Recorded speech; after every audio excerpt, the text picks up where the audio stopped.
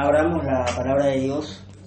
Estamos haciendo una serie de estudios y de predicaciones sobre Efesios capítulo 6, versículos del 10 al 19. Y hemos analizado algunos aspectos de la armadura de Dios. Y lo que vamos a hacer ahora es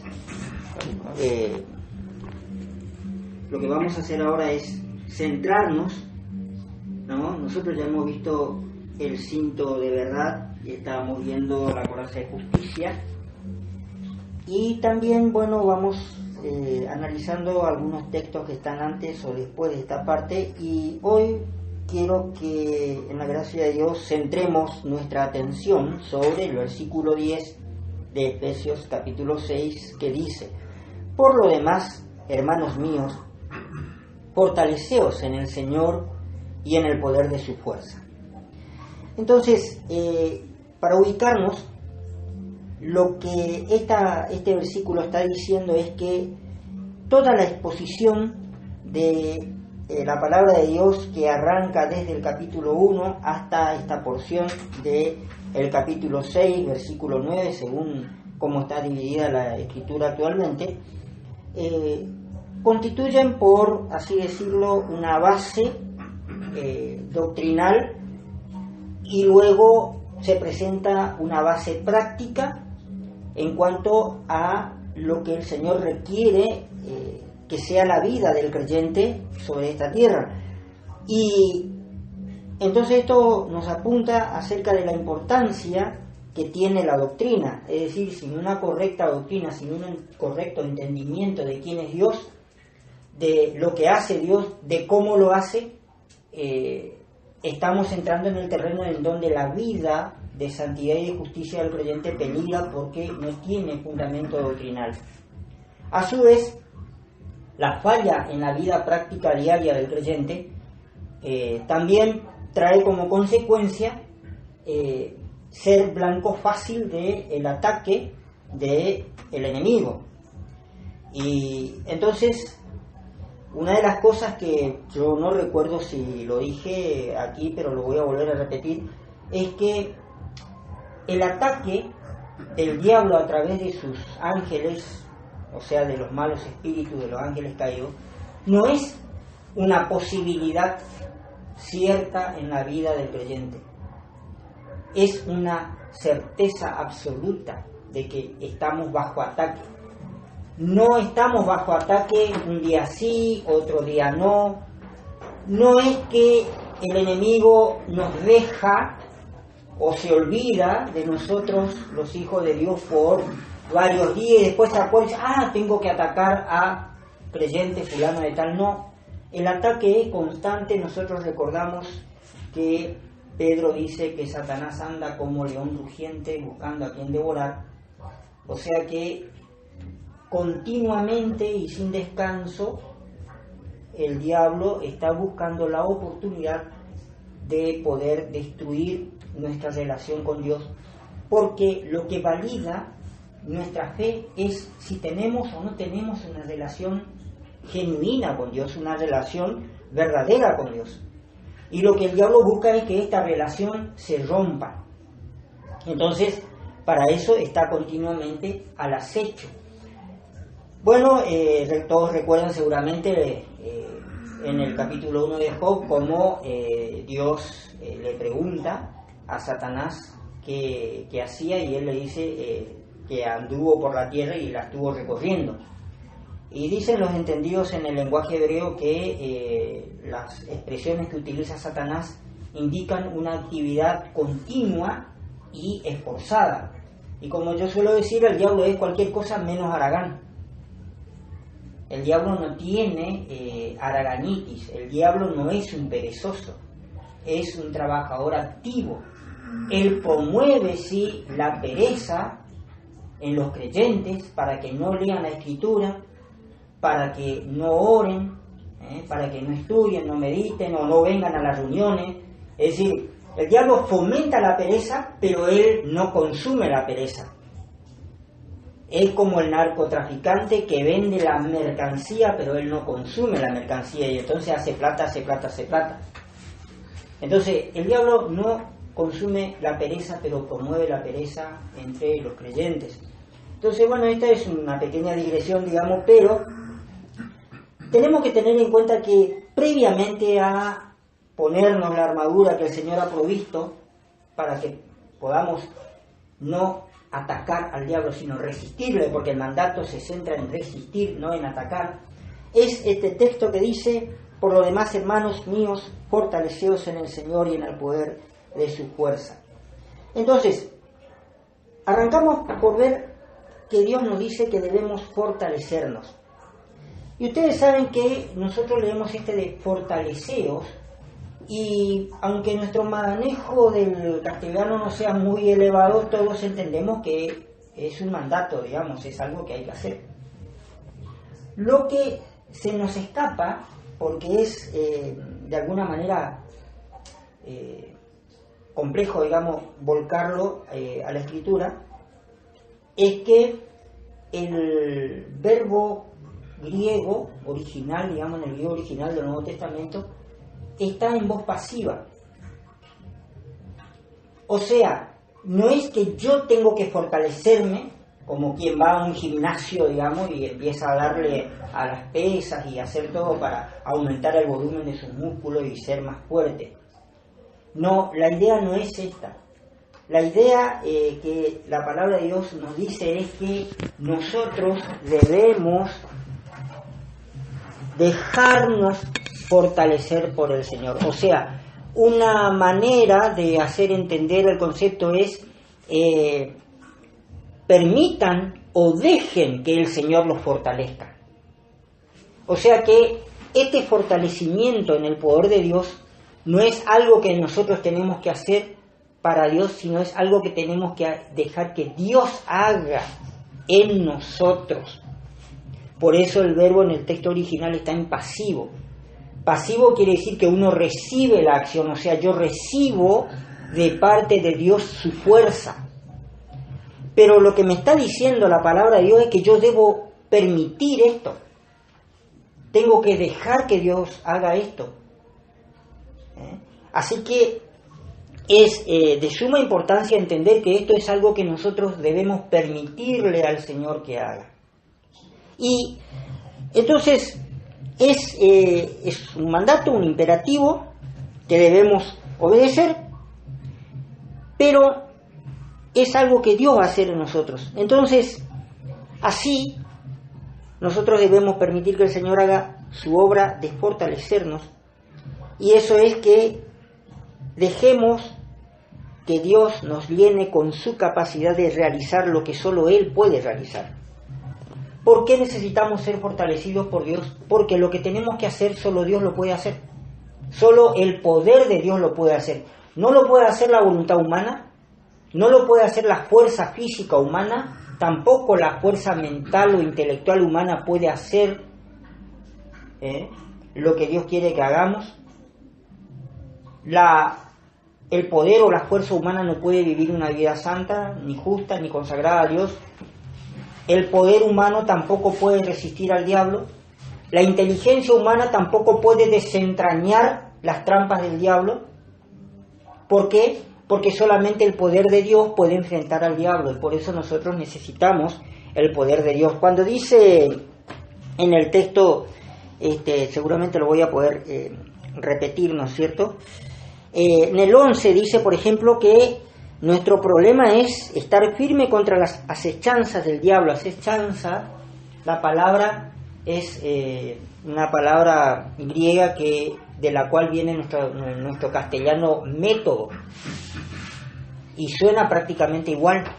De otra forma de expresarlo es que el diablo tiene estrategias, métodos, es decir, él arma un plan inteligente adaptado a las necesidades, debilidades y habilidades de cada creyente.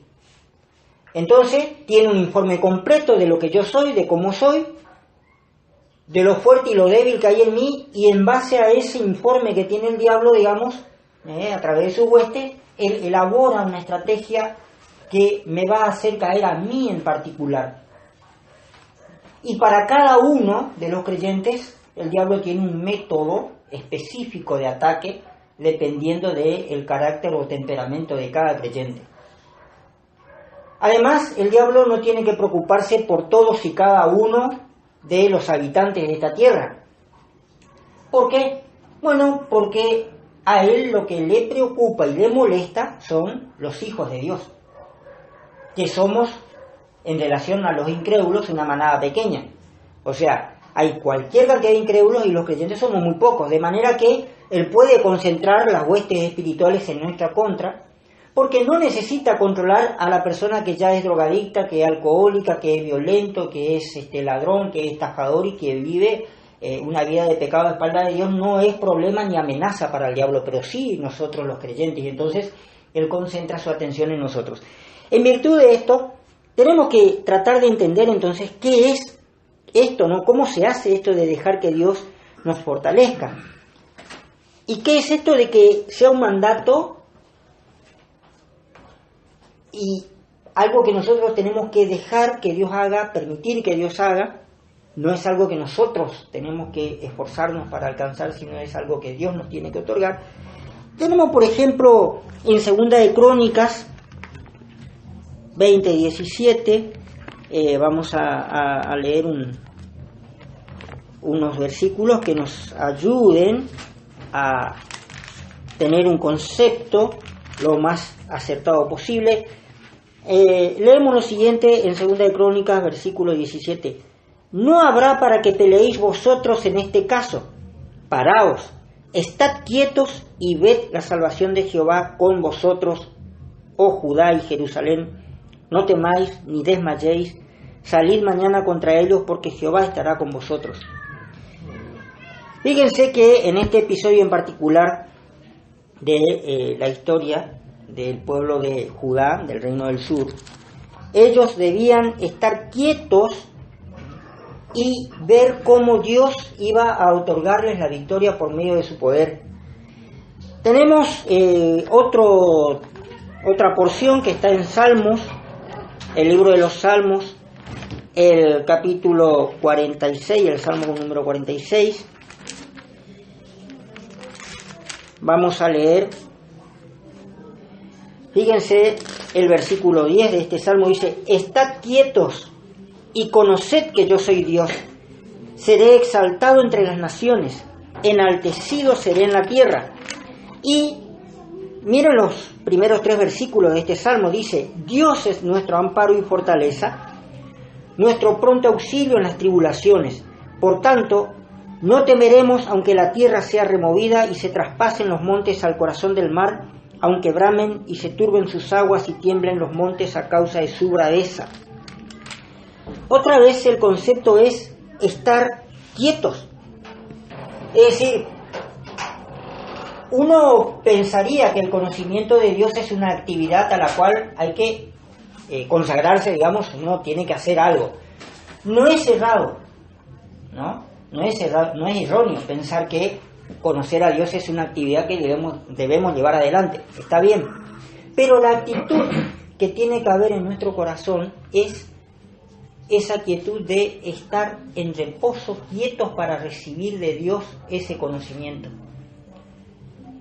Cuando alguien o un creyente conoce de verdad a Dios, no es que conoce a Dios porque es más inteligente que otro o porque es más estudioso, no, sino porque descansa en fe en el Señor, y todo lo que hace, leer, orar y asistir a las reuniones, no forman la base sobre la cual cree conocer a Dios, sino la fe en que Dios se manifiesta a sí mismo a través de su palabra. O sea que el creyente, digamos, que conoce a Dios, lo conoce porque el poder de Dios está obrando en su interior. Entonces, hay muchos que no tienen conocimiento de Dios porque piensan y actúan como que esto es la forma en que se conoce a Dios.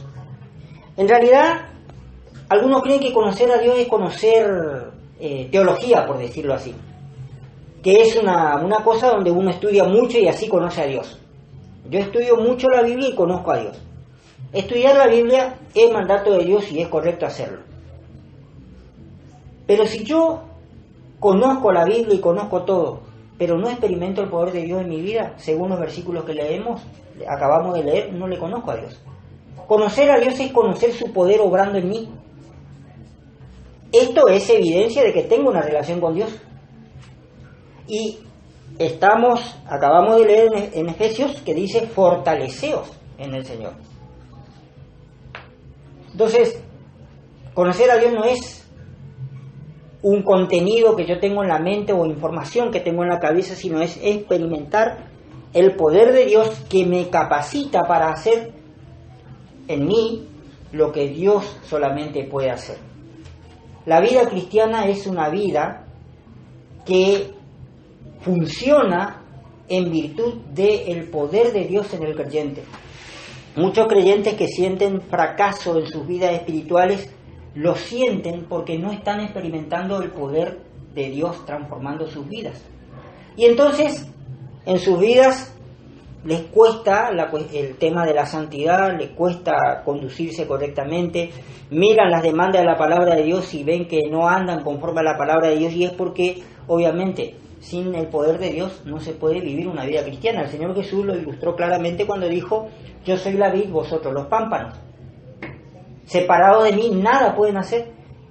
Y esa unión de la vid, ¿no?, y la savia de la vid que entra en el pámpano, en el racimo de uvas, es la manera en que la palabra nos enseña que es el poder de Dios que opera en mí.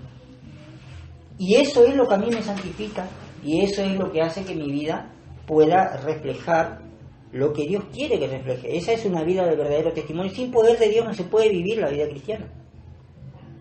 El creyente que cree que porque llenó su cabeza con la doctrina ya conoce a Dios está equivocado. No va a conocer a Dios hasta que el poder de Dios lo transforme en la semejanza de Cristo. Somos transformados de gloria en gloria, dice. Entonces,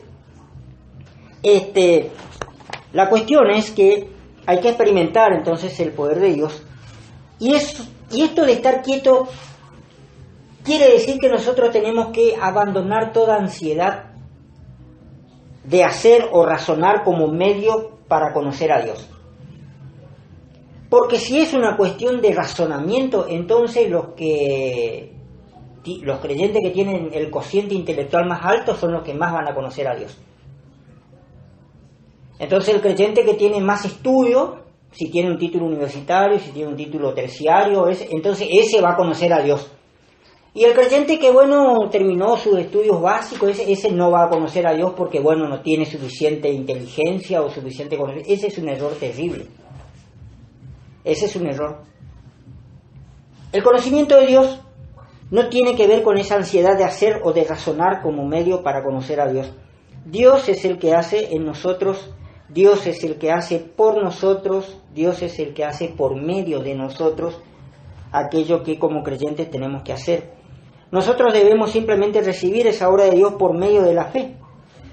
Y tenemos otro texto en Filipenses 3.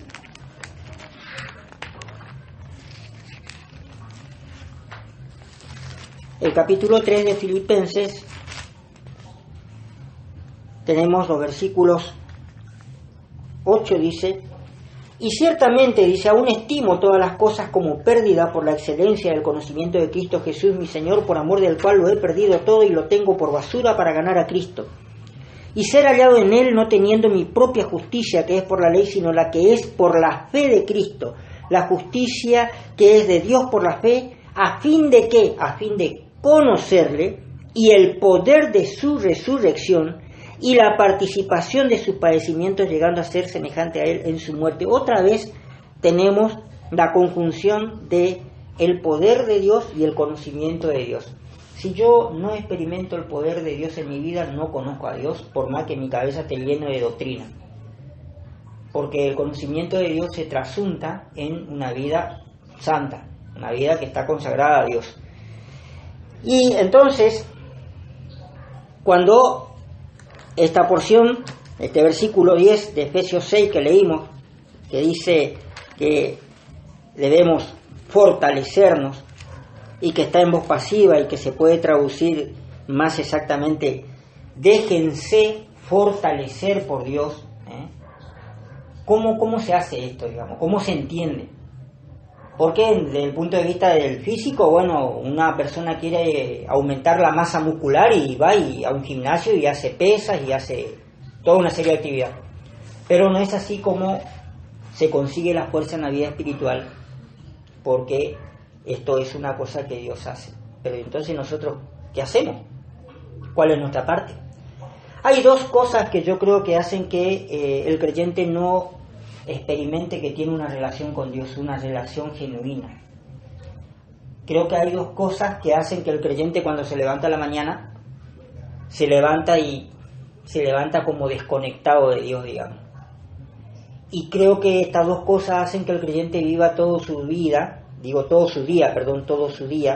diario, con la sensación de que está lejos de Dios y de que no. Y entonces le cuesta leer la Biblia, le cuesta orar, y siente que tiene que hacer un esfuerzo para estar en comunión con Dios, y entonces son dos cosas los que produce todo esto en la vida de un creyente.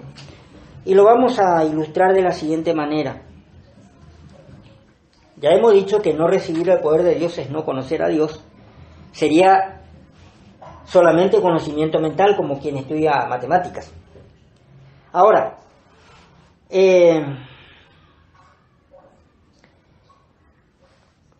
pensemos en estas dos cosas que yo estoy mencionando. No es la primera vez, pero vale recordarlo. Si pensamos en el ser humano como casa, como hogar o habitación de lo sobrenatural, es decir, aquello que está más allá de las capacidades humanas.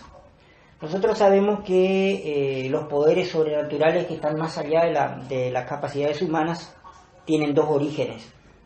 Un origen es el origen de Dios y el otro es el origen demoníaco.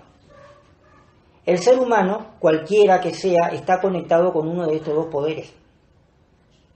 Esto es lo que dice la Escritura. La Escritura, el Señor Jesús dijo, el mundo entero está bajo el maligno. O sea que todos los seres humanos que no son salvos, que no han aceptado a Jesús como Señor y Salvador, están conectados con el poder sobrenatural del diablo, están bajo su control. Pero los creyentes, los que hemos recibido a Cristo Jesús, los que tenemos la vida eterna, estamos conectados con el poder sobrenatural que proviene de Dios. Ahora bien, ustedes recuerdan seguramente al Señor Jesús cuando habla, ¿no es cierto?, en Mateo capítulo 12, lo voy a leer porque es todos conocemos en realidad el pasaje, pero dice Mateo 12:43, cuando el espíritu inmundo sale del hombre, anda por lugares secos buscando reposo y no lo halla. Entonces dice, volveré a mi casa de donde salí, y cuando llega la halla desocupada, barrida y adornada. Entonces va y toma consigo otros 7 espíritus peores que él, y entrados moran allí, y el postrer estado de aquel hombre viene a ser peor que el primero. Así también acontecerá a esta mala generación. Es decir, ¿qué es lo que nos muestra acá el Señor Jesús? Independientemente de las otras enseñanzas que están implicadas en el pasaje, lo que queda claro es que el ser humano es, en forma de metáfora, presentado aquí como una casa, como un hogar, y que la persona que se llena de mandamientos de no toques, no mires, ni aun gustes, es decir, prohibido esto y aquello sí está permitido, esto no está permitido, y se somete a esta serie de mandamientos y vive una vida moral y ética y demás, lo único que hace es barrer el interior de la casa, pero está vacía de Dios, Dios no está allí, y eso, la vaciedad, llama a alguna clase de plenitud, y en este caso es al espíritu inmundo que vuelve, y otros 7 peores. Por eso es que no debemos tomar el Evangelio como una serie de normas que tenemos que cumplir, sino como una vida llena del Espíritu Santo, en el cual el amor, el gozo, la paz, la paciencia, la bondad, la benignidad, la fidelidad, la mansedumbre, el dominio propio son productos de la vida llena del Espíritu Santo, del control del Espíritu Santo. Ahora, pensando en esto de que somos como una casa, la primera cosa que impide que el poder de Dios nos fortalezca, es decir, es esta actitud de que mantenemos aspectos de nuestra vida en donde no queremos dar intervención al Señor. No le queremos preguntar a Él si está bien o si está mal. O bien tenemos como una mala conciencia de que probablemente al Señor esto no le guste y seguimos con lo mismo. Cuando hacemos eso, impedimos que el poder de Dios llegue a ese aspecto de nuestra vida y ese va a ser el flanco débil de ese creyente. Y el disfrute de la relación con Dios de ese creyente va a ser mínima, escasa o inexistente, porque no le podemos decir a Dios que no. No podemos hacer esto. Es decir, yo puedo pensar, bueno, en realidad, yo no le dejo al Señor que entre, por decirlo, ¿no? En el desván, ahí no quiero que entre. No, el Señor tiene que entrar en el desván también de lo que nosotros somos. Si le frenamos, si le decimos que no, el Espíritu Santo se contrista, se entristece. Hay otros pasajes, no lo anoté por no alargar.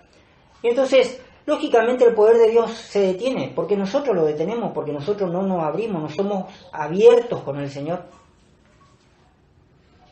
No estamos diciendo que tenemos que dejar de leer la Biblia, de estudiarla y de orar. Lo que estamos diciendo es una cuestión de actitud, porque el problema es ese, la actitud.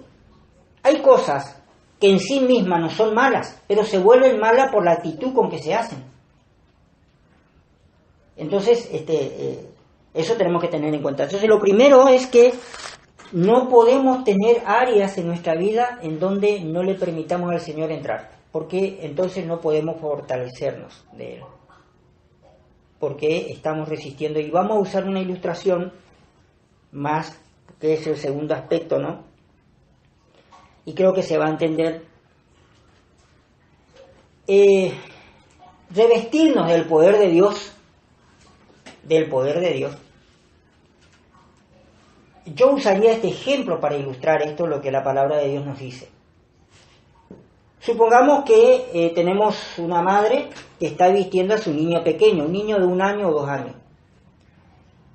Si el niño es tranquilo, si el niño es un niño, digamos, dócil y está bien, se deja vestir por su mamá y la mamá le puede vestir bien perfectamente, sin mayores problemas.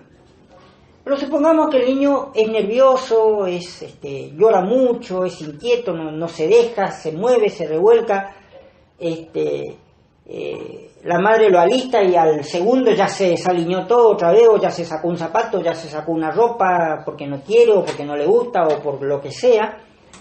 Y entonces la madre que tiene el niño, que es paciente, pasivo, que se deja vestir, lo puede vestir total y completamente como ella quiere. Pero el niño que es revoltoso y no se deja, la madre hace todo lo que puede, pero nunca llega a prepararlo bien, correctamente, porque el niño no se deja. Y una vez que la madre logró, a lo mejor al segundito nomás ya está totalmente desaliñado de vuelta, porque yo he conocido niños así, se sacan la ropa porque no les gusta o porque quieren nomás. Bueno, los creyentes somos exactamente lo mismo.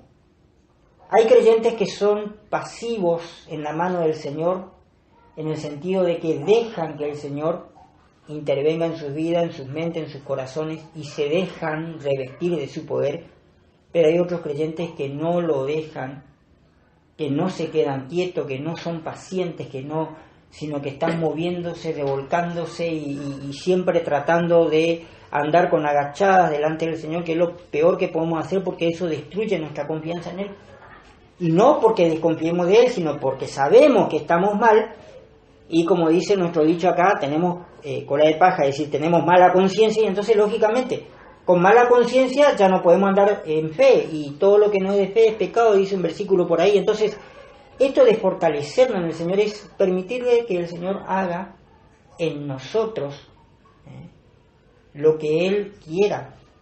En este caso en particular estamos hablando de recibir su poder, porque Él quiere darnos ese poder, y nosotros no vamos a lograr el poder de Dios ni con nuestro razonamiento, ni con nuestra fuerza, sino con nuestra actitud de estar quietos, de estar confiados en que Él está haciendo la obra en nuestras vidas, porque es un acto de fe y nos estamos entregando. Dice, presentaos vosotros como sacrificio vivo delante de Dios, que es vuestro culto racional. No estamos hablando de que no tenemos que pensar nada, no estamos hablando de eso, lo que estamos hablando es una cuestión de actitud. Y esto de presentarnos como ofrenda a Dios, la ofrenda, lo que está haciendo Dios por medio del apóstol Pablo es utilizar la figura de las ofrendas que se entregaban a Dios en el Antiguo Testamento. Estas ofrendas debían ser completamente quemadas, todo, no tenía que quedar nada. Lo que no se comía se quemaba. ¿Y eso qué significa? Eso significa que nada de esa ofrenda debía de escapar a la acción de Dios. Eso significa que nada que tenga que ver conmigo tiene que quedar fuera de la acción con Dios. Es decir, todo mi cuerpo, todo mi ser, todo lo que yo soy está entregado a Dios. Y debe ser completamente, entre comillas, ¿no?, consumido por el fuego del Espíritu Santo de Dios para que mi vida refleje a Cristo, que es el objetivo que nosotros tenemos. Y que manifestemos el fruto del Espíritu, que ya hemos dicho. Bueno, íbamos a utilizar otro pasaje de la Escritura, pero lo vamos a ver el próximo domingo, sobre este tema de permitir que el Señor nos llene con su poder, que nos fortalezca. Pero hoy no lo vamos a ver, lo vamos a dejar por acá. El Señor les bendiga.